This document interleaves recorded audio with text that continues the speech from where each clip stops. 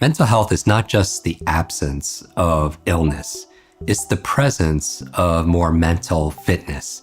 Just like physical fitness, mental health can be trained. And on World Mental Health Day, I want to give you strategies that are science-backed, actionable, and not the usual advice that maybe you've heard before.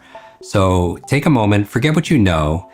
These 8 tools I'm about to share go beyond just mindfulness and meditation.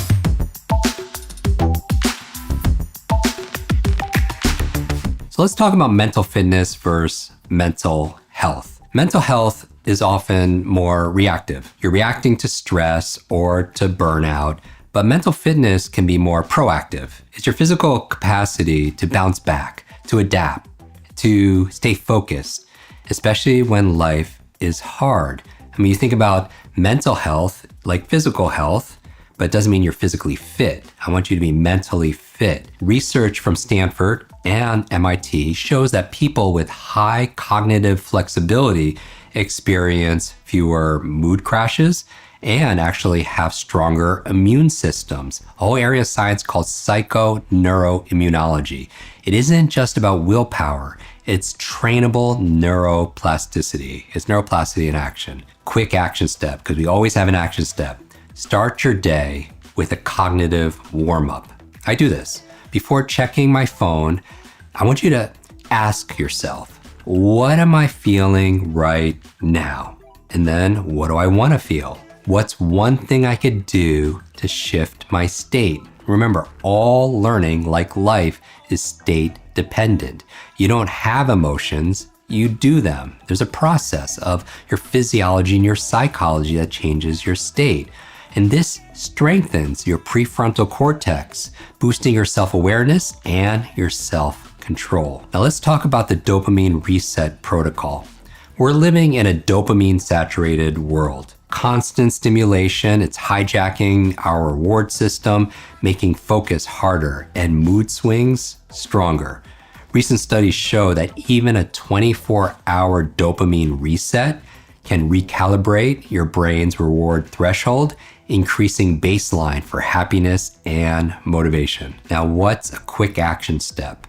I want you to pick one day this week to turn off non-essential notifications. Then see if you could reduce sugar and processed foods and engage in low stimulus activities. Maybe it's walking, maybe it's journaling, maybe it's drawing, maybe it's cooking, preparing a meal, like a great brain food diet, right? That's nutritious and delicious. This helps you to reset. It reboots your brain's chemistry and makes natural rewards feel rewarding again. Let's talk about emotional labeling. This is the name it to tame it strategy. The name it to tame it strategy was coined by neuroscientist Matthew Lieberman. Naming your emotions reduces amygdala activity and actually increases activity in the right ventrolateral prefrontal cortex. You don't have to know that term. Basically, it's your brain's command center for self-regulation. So let's create a quick action step because everything needs an action. Instead of saying, I'm stressed, like that's your incantation, be specific. I'm feeling overwhelmed because I have a deadline. Or instead of simply saying, this is anxiety, go a little bit deeper. Get curious, explore the why behind it. For example, I feel anxious because I'm unsure how this meeting will go. When you label emotions like this, it reduces their intensity and gives your logical brain more to control. And here's a bonus. Use a mood vocabulary map. What is it? You can expand your emotional granularity. The more nuanced your emotional language, the stronger your emotional intelligence, your EQ. Then do a little check on your mental nutrition. Just like food affects your body, information affects your mind. So you need to stand guard to your mind. Doom scrolling, negative headlines are like mental junk food that erodes mental clarity and puts you in a more compromised state. Quick action step, try the mental fast food filter. Ask before consuming content.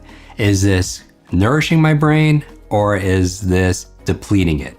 Is this helpful for my brain or is it harmful? When you build a mental diet plan, think about it like a mental diet plan. It could include maybe one inspiring podcast or audio book a day. You could listen to Limitless. You could listen to Quick Brain podcasts.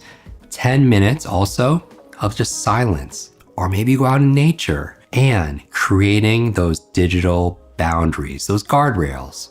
Maybe no screens the first 30 minutes or the last 30 minutes of your day, ideally both. And then think about connection as a cognitive enhancer. Social connection is a biological necessity. You might have heard the interview we had with the director of the Harvard's 85-year study showing that relationships are the biggest predictor of two things: happiness and longevity. Oxytocin released during meaningful interactions improve memory, reduces stress, and strengthens neural pathways. So yes, diet matters, yes, exercise matters, but according to that study, being connected matters even more. Do you ever feel like the world's moving faster than you can keep up? Markets pivot overnight, AI drops a new feature every week, and your to-do list seems to grow by the minute. But here's the truth. The people winning right now aren't working harder. They are learning and applying faster. And that speed buys them more time, sharper decisions, and an unbeatable edge. If you're ready to upgrade your brain for this new reality, I want to invite you to join me in San Diego, December 8th, 9, and 10 for my 3-day in-person event called Limitless Live. This isn't another rah-rah motivation fest where you leave excited and change nothing. You'll walk away being able to shave off hours every week by mastering new skills in a fraction of the time. If you want to be able to remember names, facts, ideas on demand, you want to be able to process faster than anyone around you, you want to perform at peak levels all day without burning out, you want to be able to maybe leverage AI with an upgraded mind and leave your competition wondering how you move so quickly. You'll learn and you'll discover from world-class experts in accelerated learning, business success, health, neuroscience, and artificial intelligence while networking with other entrepreneurs, coaches, builders, creators, thought leaders who perform at the highest levels. Early bird tickets are live right now, but seats are limited. So check the link below to secure your spot, and we'll see you in San Diego. It's your quick action step. I want you to schedule moments of connection, because if we don't do it, we don't get to it. Maybe it's a 5-minute voice note to a friend. Maybe you give them a compliment to how they are and how they showed up in your life. Maybe it's a shared laugh or reminiscing on some kind of memory replay. These moments create neurochemical shifts that can elevate your entire cognitive profile and certainly your mood. Inflammation and mental clarity. We have to address this. New neuroscience shows that brain fog, low mood, and even anxiety can be linked to things like chronic inflammation, especially in your gut.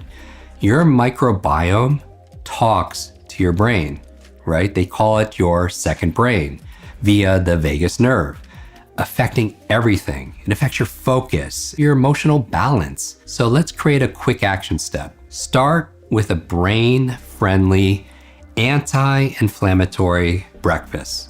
Maybe it includes berries, like blueberries. I like to call them brain berries, blackberries in your morning. Maybe you're adding some fatty fish with your eggs. Maybe you have some green tea, you're adding some turmeric for cognitive calm and to reduce inflammation. And then think about how you could track your mood and your focus over, let's say, 7 days, for a week.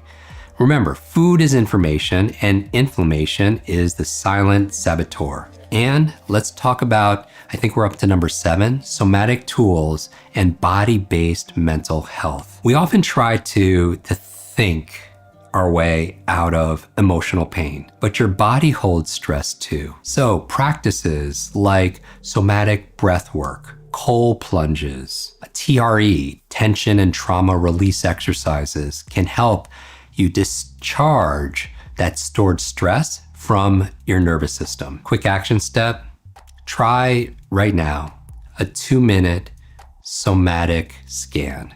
Sit quietly and ask yourself as you're scanning your body, where do I feel tension? And you could place your hand there and then breathe into that space for just 30 or 60 seconds. Then you could gently shake out your limbs, you could stretch.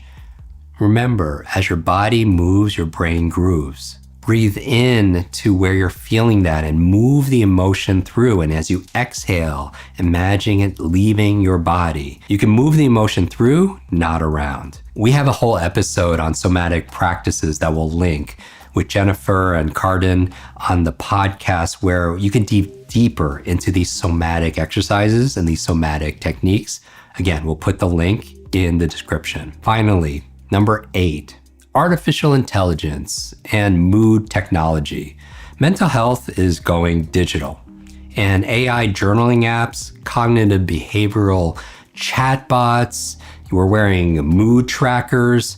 While they don't replace therapy, they can provide a useful, sometimes even powerful daily support for things like self-awareness and mood optimization.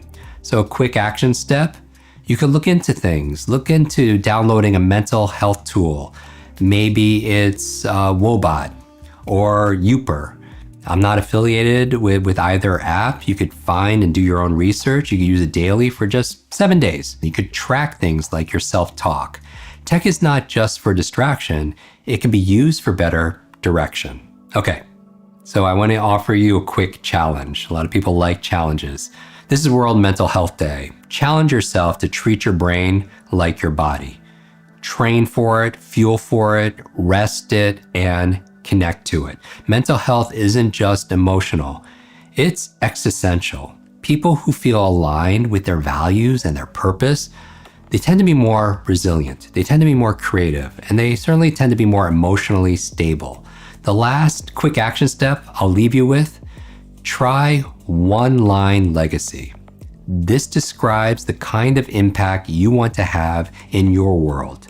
And then write it down and place it somewhere that you see all the time, somewhere that's visible. When purpose is clear, choices become so much easier, and your brain is more likely to tap into drive and motivation even on those difficult times. Remember, when it comes to mental health, everybody is fighting a battle that nobody sees. That's why kindness is so very important. It's one of those things where self-love is not selfish. You want to be able to look in the mirror and show love and appreciation for the person that's looking back at you, who's been through so much, but you're still standing. Where do you go from here?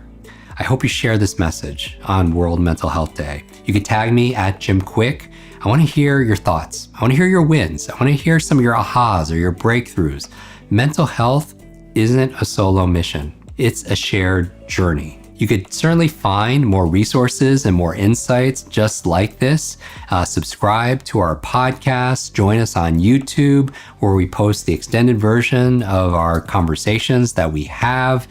Make sure you join our 1.8 million subscribers. It's a whole community, because if you miss an episode, you certainly miss a lot. And if you love this episode, please do us a favor. Help us help more people. Hit the subscribe button, share it on social media, text it to your friends, leave a comment wherever you're consuming this, because I speed read every single one, and let us know your thoughts. I want to know your aha. What's a choice that you can make today that will make every single day afterwards better and more limitless? This is your brain coach, Jim Kwik. I look forward to seeing you in our next conversation. Until then, remember to be limitless.